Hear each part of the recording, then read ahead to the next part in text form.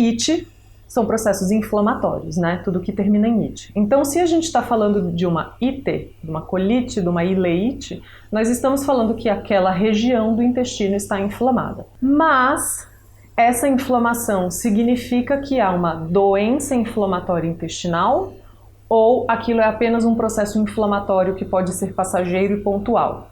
Claro que essa resposta vai depender muito do histórico e dos exames realizados com esse paciente.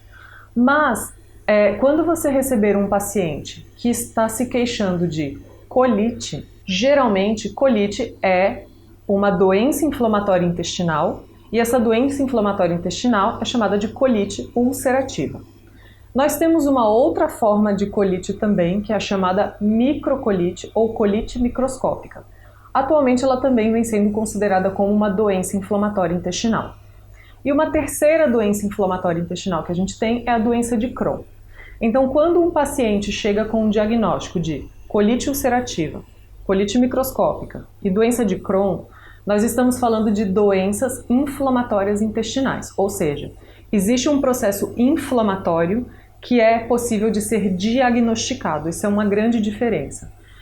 Quando a gente fala de doença, é porque tem diagnóstico. Tem formas de eu olhar, fazer exames e confirmar se aquilo existe ou não. Então, quando um paciente chega para você dizendo que ele tem colite ulcerativa ou retocolite, ele provavelmente está falando da mesma coisa, da doença inflamatória intestinal.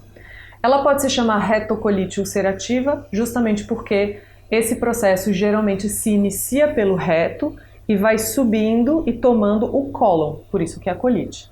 Existem formas de diagnosticar a colite ulcerativa.